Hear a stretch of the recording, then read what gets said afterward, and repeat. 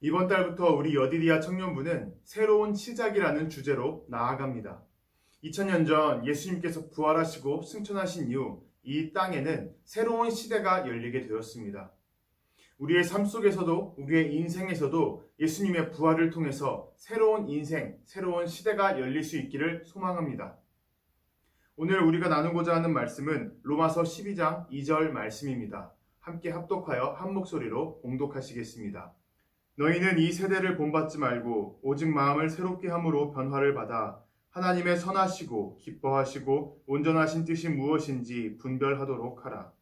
요즘 여러 가지로 핫한 드라마가 있습니다. SBS에서 방영하고 있는 모범택시라는 드라마입니다. 보시는 분들은 아시겠지만 내용이 참 간단합니다. 어떠한 억울한 피해자가 있습니다. 하지만 이 피해자는 여러 가지 이유로 인해서 마땅히 받아야 할 법적 보호 조치를 받지 못하고 있죠. 그래서 이런 피해자들의 복수를 대행해주는 어떠한 업체가 나타납니다. 하지만 이런 업체도 법의 입장에서 보면 한낱 범죄 조직에 불과하죠. 그래서 결국 공권력과 이 업체 간에 쫓고 쫓기는 이야기가 펼쳐집니다. 그런데 여기서 중요한 포인트는 복수대행 업체와 공권력 간의 싸움이 아닙니다. 억울한 피해자와 그것을 해결하는 방식이 중요하죠. 가해자라는 악에 악으로서 대응하는 것입니다. 이러한 방식은 모범택시뿐만 아니라 다양한 매체에서 다양한 시리즈들로 통해서 우리에게 나타나고 있습니다. 얼굴이 개연성이라는 빈센조라는 드라마가 있습니다. 포스터의 문구만 보더라도 악은 악으로 처단한다 라고 기록하고 있죠. 악을 악으로 처단하는 내용은 이러한 영상매체는 이전부터 많이 다루어져 왔습니다. 원빈 배우가 주연했던 아저씨가 있고 최민식 배우가 주연했던 올드보이가 있습니다. 이건 우리나라뿐만 아니라 서양에서도 마찬가지이죠. 서양에서는 모범심리라는 영화가 있고 존 윅이 있고 그 다음에 맨 온 파이어라는 영화가 있습니다. 영화 맨 온 파이어에는 재미난 에피소드가 하나 있습니다. 주인공은 어떠한 소녀를 경호하는 일을 맡게 되었습니다. 하지만 이 소녀가 범죄 조직에 납치되었고 죽었다는 얘기를 듣게 되자 그 범죄자들을 찾아가서 죽이는 복수를 하게 됩니다. 그랬던 그에게 어떠한 노인이 이렇게 얘기를 합니다. 교회의 가르침은 적을 용서하라는 것입니다. 그때 이 주인공은 그 노인에게 이렇게 답변을 하죠. 용서는 하나님의 것입니다. 그렇기 때문에 저는 그 범죄자들이 하나님과 만날 수 있도록 돕고 있는 것입니다. 오늘날 우리들은 법이 사람들에게 평등하다는 생각을 하지 못하고 있습니다. 사람들은 정의를 외치지만 이러한 정의가 모든 사람들에게 균등하게 이루어지지는 않습니다. 이러한 현실이다 보니 우리는 이렇게 악을 악으로서 처단하는 모습을 보며 통쾌함을 느끼기도 하고 사이다라는 그러한 감정을 느끼기도 합니다. 우리는 살아가면서 수많은 문제 앞에 서게 되죠. 그 문제가 나의 잘못으로 인한 것도 있고 이유도 모르게 부당하게 뒤집어 쓴 것도 있습니다. 하지만 그러한 문제 해결에 있어서 어떠한 방식도 나에게 충족함과 만족함을 주지는 못합니다. 내가 입은 상처보다 상대방이 받은 처벌이 약하다고 느끼기 때문입니다. 그럴 때 우리는 함무라비 법전의 한 구절을 떠올립니다. 눈에는 눈, 이에는 이. 이른바 복수를 말하는 것이죠. 똑같이 되갚아주겠다는 생각을 하게 되는 것입니다. 그런데 자신이 먼저 사건을 일으키고 복수의 원인이 되었다 할지라도 복수를 당하는 사람은 이러한 생각을 하게 됩니다. 내가 도대체 잘못한 게 뭐야? 그리고 그 사람은 똑같은 피해 되갚음을 생각하게 됩니다. 복수가 복수를 낳고 또 복수를 낳고 끝없는 반복이 이루어지게 되는 것이죠. 이러한 복수가 국가 단위로 나타났던 사건도 있습니다. 사상 최악의 테러라 불렸던 9.11 테러가 그 예가 될 수 있겠습니다. 80년대에 이스라엘이 레바논에 이유 없이 침공을 하게 됩니다. 그리고 수많은 무고한 시민들이 죽게 되었죠. 하지만 미국은 그러한 이스라엘에게 아무런 제재도 가하지 않고 어떠한 책임도 지라고 하지 않았습니다. 이 모습에 오사마 빈 라덴은 너무나도 큰 모멸감과 환멸감을 느끼게 됩니다. 그리고 19년이 지난 후 사상 최악의 테러라는 비행기 테러, 9.11 테러를 일으키게 되죠. 미국은 그 사실에 너무나도 큰 분노를 느꼈습니다. 그래서 아프가니스탄과 전쟁을 일으키게 되죠. 테러가 있은 지 10년이 지난 후 오사마 빈 라덴은 특수부대에 의해 사살당해 죽게 됩니다. 하지만 그것으로 모든 것이 끝나진 않았습니다. 그때 시작된 전쟁은 지금까지 이루어지고 있기 때문입니다. 이렇게 악을 악으로 갚는다면 끊임없는 복수가 반복됩니다. 피해자와 가해자가 끊임없이 입장만 뒤바꾸는 현실이 생기게 됩니다. 무의미한 희생만 나타날 뿐입니다. 여러분들 중에도 지금 이러한 분노 앞에 서 계신 분이 계실지 모르겠습니다.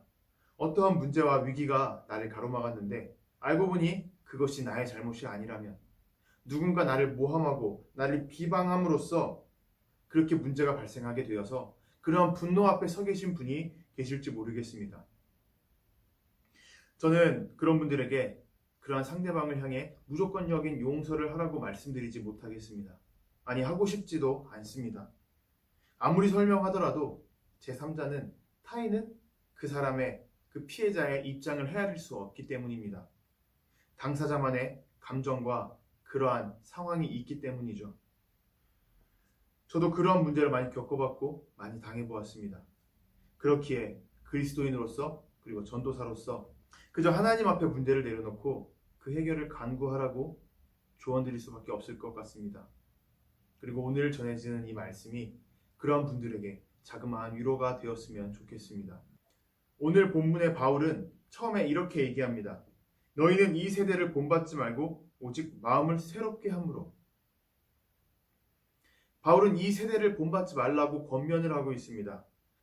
본받다라는 단어는 헬라어로 수스케마티조마이라고 씁니다. 참 어려운 단어인데 이 단어에는 따르다, 형태를 똑같이 하다라는 의미를 갖고 있습니다. 바울은 이 세대의 어떠한 것과 어떠한 모습과 형태를 똑같이 하지 말라는 것일까요? 바로 뒤에 나오는 구절에 마음을 새롭게 하라고 되어 있습니다.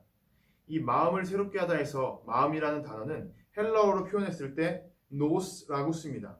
이 단어에는 이해력, 마음, 지성, 정신, 태도, 그리고 생각하는 방식을 의미합니다. 오늘날 사람들은 앞서 말했듯 문제를 해결함에 있어서 악을 악으로 갚습니다. 혹은 더 큰 악으로 악을 덮어버리게 되죠. 그러한 이 시대의 태도를 바울은 본받지 말라고 하는 것입니다. 세상 사람들이 가진 이러한 생각의 형태, 문제 해결의 방식에 있어서 우리의 생각을 맞추지 말라고 권면하는 것이죠. 바울 사도는 이어서 마음을 새롭게 하라고 전합니다. 앞서 말씀드린 것과 맥락을 같이 한다면 생각의 형태를 바꾸라는 것이죠. 새롭게 하다라는 단어를 킹 제임스 버전의 성경으로 본다면 이렇게 기록하고 있습니다. transform. 이 단어는 변형시키다, 완전히 바꾸다라는 의미를 가지고 있죠. 무언가 바뀐다라는 의미에 있어서 본질이 바뀌는 수준의 완전한 변화를 뜻하죠. 예를 들어서 종이는 나무로서 만들어집니다. 하지만 우리는 종이를 보면서 나무의 어떠한 것도 떠올리지 못하죠. 또 우리는 많이 쓰는 것 중에 유리가 있습니다. 유리는 규소라는 광물로 만들어지는데 이 규소는 모래에 아주 많이 있죠. 다시 말해서 유리는 모래로서 만들어집니다. 하지만 우리는 유리를 보면서 모래를 결코 떠올리지 못하죠. 모래의 어떠한 특징도 우리는 유리를 통해서 바라볼 수 없습니다. 트랜스폼은 이러한 것입니다. 이전 것을 전혀 알 수 없는 변화. 다시 말해서 바울 사도는 세상의 생각, 세상의 방식을 따르지 말고 하나님의 방식으로 완전히 새롭게 바꾸라는 것입니다. 이번 달 여디디아 청년부는 새로운 시작을 주제로 나아간다고 말씀드렸습니다. 새로운 시작이라는 것은 이전과는 전혀 다른 방향으로 나아가는 것을 의미합니다. 사람들은 스스로의 생각이나 삶의 변화를 주어서 다른 모습을 가지기 원할 때 새로 시작한다, 새로 출발한다 라고 얘기합니다. 다시 말해서 새로운 시작은 트랜스폼, 이전과는 전혀 다른 이전의 모습을 찾을 수 없는 그러한 미래로, 그러한 방향으로 나아가는 것을 의미하는 것이죠. 많은 사람들은 내가 하던 일이 자이든 타이든 멈추었을 때 새로 시작한다라고 얘기합니다. 혹은 무언가 새로운 일을 추가해서 시작할 때 얘기하기도 하죠. 어떠한 일이 진행됨에 있어서 활동성을 가지고 아주 잘 진행되고 있는데 우리는 그 형태를, 그 상태를 새로 시작한다라고 얘기하지 않습니다. 어떠한 이유든지 일이 멈추었거나 혹은 멈출 수밖에 없게 되었을 때 우리는 다시 시작해야겠다라고 얘기하죠. 직장 다니시는 분들은 프로젝트가 어떠한 일에 의해서 어떠한 이유에 의해서 엎어지게 되었던 것을 많이 경험해 보았을 것입니다. 혹은 학생분들은 조별 과제가 있어서 수많은 이유들로 인해 엎어지고 진행되지 못하는 경우를 많이 경험해 보셨을 것입니다. 제가 신학의 길을 가기 전에 저는 군수연구소에서 연구원으로 일을 했었습니다. 군수연구소라고 얘기하면 많은 분들이 그게 뭐냐라고 물어보시는데 간단하게 말해서 군용장비, 무기를 연구개발하는 곳이라고 생각하시면 편합니다. 제가 제일 출장 많이 갔던 곳은 계룡산에 있는 국방과학연구소이기도 했고 전국에 있는 수많은 군부대였습니다. 회의를 하더라도 군인들과 하는 경우가 아주 많았죠. 그리고 군수업 특성상 제일 위에 있는 결정권자는 군인들인 경우가 많습니다. 군인들의 말 한마디에 연구개발의 방향성이 뒤바뀌기도 하죠. 문제는 군인들이 어떠한 연구개발에 있어서 전문가가 결코 아니라는 사실입니다. 일례로 예전에 제가 했던 연구개발 중에 어떠한 비행체 개발이 있었습니다. 그때 어떠한 덮개를 가지고서 갑론을박이 벌어졌었습니다. 군인들은 이렇게 주장을 했죠. 어떠한 특정 형태로 만들어야만 공기역학적으로 디자인적으로 참 좋다. 그러한 형태로 제작을 해야 나중에 수리를 함에 있어서 우리가 편하고 쉽게 접근을 할 수가 있다라고 얘기를 했죠. 당연히 저희들은 반대했습니다. 이러한 형태로 만든다면 부품 수는 당연히 줄어들 수 있습니다. 하지만 수리를 하기 위해 이 부품만을 위한 특수한 공구를 제작을 해야 됩니다. 쉽게 생각하면 나사를 푸는 드라이버가 있을 수가 있는데 이 드라이버의 길이가 굉장히 길어지게 됩니다. 이러한 얘기를 하며 반대를 했습니다. 하지만 앞서 말씀드렸듯 결정권자는 군인들이고 군인들의 뜻대로 진행되기 시작했습니다. 어떻게 되었을까요? 군인들의 뜻대로 장비가 개발되기 시작했고 시제품이 나왔습니다. 그리고 그 부품만을 위한 공구가 생겼습니다. 길이 4m짜리의 십자 드라이버였습니다. 그것을 본 군인들은 말을 잃었습니다. 결국 프로젝트는 설계도문을 원점부터 수정하기 위해 다시 되돌아가야 했습니다. 모든 업무가 멈추게 되었죠. 결국 업무가 시작되기까지 적지 않은 시간이 필요했습니다. 다시 시작해야겠다는 그 타이밍은 이런 업무뿐만이 아니라 우리의 인생에 있어서도 마찬가지입니다. 무언가 시작하기 전 우리는 멈춤 상태입니다. 나를 힘들게 하는 상황이나 문제들로 인해서 우리는 멈춰 있는 것이죠. 그리고 누구나 살아가면서 그런 문제 앞에 서게 됩니다. 그런데 문제 앞에 서는 것은 동일하지만 그 문제에 대응하는 방식은 너무나도 다양하게 있습니다. 누구는 문제에 맞섭니다. 누구는 문제로부터 도망갑니다. 문제를 해결하는데 내가 가진 것이 너무 부족하다거나 혹은 남의 도움을 받더라도 힘들 것 같다고 생각이 든다거나 혹은 해결하더라도 그것이 나에게 전혀 이득이 될 것이 없다라고 판단된다면 우리는 문제로부터 멀어지려 합니다. 합리적인 생각이라고, 합리적인 판단이라고 우리는 생각하게 되죠. 합리라는 이름으로 문제로부터 도망친다면 그 문제가 우리 눈앞에서 사라지고 다시는 나타나지 않게 될까요? 많은 분들이 경험하셨겠지만 그렇게 문제 앞에 사라지는 경우도 있겠지만 대부분의 경우 더 큰 문제가 되어 우리 앞에 서게 됩니다. 보통 이런 상황의 예시를 불빛과 그림자로서 표현하고는 합니다. 문제가 불빛이라고 했을 때 불빛에서 멀어지면 그림자는 더 길어집니다. 문제가 더 커지는 것이죠. 하지만 불빛에 가까워지면 그림자는 짧아집니다. 문제가 작아지는 것이죠. 많은 경우 문제 앞에 섰을 때에 지레짐작으로 도망가는 경우가 너무나도 많습니다. 혹은 문제가 발생했다는 것만으로도 나의 평판에 어떠한 오점이 생길까봐 도망치기도 합니다. 하지만 당당히 문제 앞에 섰을 때에 우리는 문제를 해결할 실마리를 얻기도 하고 길을 찾아내기도 합니다. 하지만 세상의 문제 해결 방식은 앞서 말씀드렸듯 악으로서 악을 처단하는 것입니다. 문제라는 벽 앞에 더 큰 벽을 세우는 것이죠. 바울 사도는 우리에게 그러한 세상의 방식을 따르지 말라고 권면하는 것입니다. 여러분, 우리는 누구인가요? 우리는 그리스도인입니다. 하나님에게 붙잡힌 바 된 인생을 살아가는 그리스도인입니다. 하나님은 높은 산을 낮아지게 하고 계곡을 메꾸어 평지로 만드시는 분입니다. 어떠한 어려움 앞에서도 피할 길을 내어주시고 빠져나갈 길을 만들어주시는 분입니다. 그런 분을 우리는 믿고 의지하며 이 세상을 나아가고 있습니다. 문제 앞에서 우리의 힘만으로는 해결하기 어려운 것들이 너무나도 많죠. 하지만 하나님께 붙잡힌 바 된 인생은 하나님의 시선으로 문제를 바라보게 됩니다. 하나님께서 길을 내어주시고 하나님께서 주신 길을 우리는 바라볼 수 있는 것이죠. 그렇기에 우리는 문제 앞에 당당히 맞서야 합니다. 이것이 하나님의 방식입니다. 문은 아무것도 없는 허공에 세워지지 않습니다. 문은 벽이 앞에 있을 때 그곳에 구멍을 뚫어서 세우게 됩니다. 하나님께서는 벽에 문을 세워주시는 분입니다. 문을 세워주시는 주님을 우리는 의지해야 합니다. 바울 사도는 문제 앞에서 세상의 방식대로 더 큰 벽을 세우거나 혹은 다른 문제로 그 문제를 덮어버리는 것이 아니라 하나님의 방식대로 문제 앞에 당당히 맞서는 것이 그것이 마음을 새롭게 하는 것이라고 얘기하고 있습니다.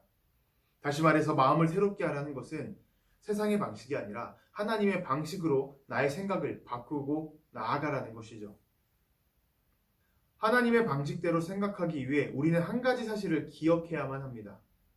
생각의 변화는 우리의 마음에 무엇을 심었느냐에 따라 결정된다라는 것이죠. 영화 인셉션을 여러분들은 아실 것입니다. 어떠한 내용을 가지고 있나요? 생각의 심층에 무엇을 심었느냐에 따라서 생각이 변화되고 행동이 변화된다라는 것을 말하고 있습니다. 주인공의 아내는 주인공이 심어놓은 어떠한 생각 때문에 꿈을 깨기 위해 계속 죽음을 반복하다 인생을 마감합니다. 그리고 어떠한 사업가는 주인공에 의해서 심겨진 생각 때문에 아버지의 유산을 포기하고 자신만의 기업을 세우겠다고 나아가기도 하죠. 이렇게 생각의 심층 깊은 곳에 우리의 마음에 무엇을 심었느냐에 따라서 나의 생각이 변하고 그거에 따라 행동이 변하는 것을 우리는 알 수 있습니다. 바울은 갈라디아 사람들에게 이 사실을 정확하게 얘기했습니다. 6장 7절에 이렇게 얘기하고 있죠. 스스로 속이지 말라. 하나님은 업신여김을 받지 아니하시나니 사람이 무엇으로 심든지 그대로 거두리라. 그럼 우리는 우리의 마음에 무엇을 심어야 할까요? 우린 살아가면서 주변에서 십자가를 많이 볼 수 있습니다. 우리 교회에서도 십자가를 볼 수 있죠. 그런데 우리는 이 십자가를 바라볼 때 대충 보아서는 안 됩니다. 주목해서 보아야 합니다. 집중해서 보아야 합니다. 우리는 십자가를 보면서 나를 위해 피 흘리신 예수님을 볼 수 있어야 하고 그 피가 묻은 십자가를 우리는 볼 수 있어야 합니다. 그럴 때 우리를 향한 예수님의 하나님의 생각과 마음을 우리는 알 수 있습니다. 나를 통해 이루실 하나님 나라에 대한 기대를 우리는 알 수가 있습니다. 나의 삶에 나의 인생에 역사하실 하나님의 은혜를 여러분들은 십자가를 봄으로써 기대하셔야만 합니다. 그리고 그 기대를 우리 마음속 깊이 심어야 합니다. 그럴 때 우리는 새로운 시작을 할 수 있습니다. 바울 사도는 고린도 사람들에게 이렇게 얘기했습니다. 그런즉 누구든지 그리스도 안에 있으면 새로운 피조물이라. 이전 것은 지나갔으니 보라 새 것이 되었도다. 생각은 행동을 변화시킵니다. 우리는 어떠한 사람의 미래에 대해서 알 수가 없습니다. 그 사람이 어떤 사람과 결혼하고 어떠한 직업을 갖고 어디에 집을 사고 아이는 며칠 낳고 이러한 것들에 대해서 우리는 전혀 알 수 없습니다. 하지만 그 사람이 어떠한 인생을 살아가고 어떠한 삶을 살아갈지는 예측할 수 있습니다. 평소 그 사람이 어떠한 생각을 하고 어떻게 말하는지를 들어보면 우리는 알 수 있는 것이죠. 그렇기 때문에 우리는 하나님의 방식대로 생각해야 합니다. 하나님의 방식대로 생각하고 하나님의 방식대로 세상을 바라보고 하나님의 방식대로 세상을 이해할 때 우리는 하나님의 방식대로 행동하고 살아갈 수 있는 것입니다. 당장 내 생각이 변화할 수 있고 혹은 천천히 변화되어 나갈 수 있습니다. 지금 당장 나의 삶이 변화되지 못해서 세상 사람들과 구별되지 않을 수도 있는 것입니다. 하지만 그 무엇도 틀리다라고 얘기할 수는 없습니다. 결국 나는 변화를 향해 나아가고 있기 때문이고 최종적으로 우린 변화될 것이기 때문입니다. 지금 내 생각이 하나님의 생각과 동떨어져 있고 전혀 다르다 생각될지라도 우리는 끊임없이 우리 마음속에 씨앗을 심으며 나아가야 합니다. 기억하셔야 합니다. 우리의 마음에 무엇을 심느냐에 따라 우리의 생각이 변합니다. 내 생각의 변화로 미래가 변화합니다. 내 생각의 변화가 새로운 시작의 씨앗이 되는 것입니다. 이 시간 우리 이렇게 기도하기로 합니다. 문제 앞에 섰을 때에 문을 내주실 주님을 기대하게 하옵소서. 내 생각을 주님의 생각과 맞추어 새로운 시작을 이루게 하소서. 이 두 가지 놓고 우리 함께 기도하는 시간 갖도록 하겠습니다. 기도하시겠습니다.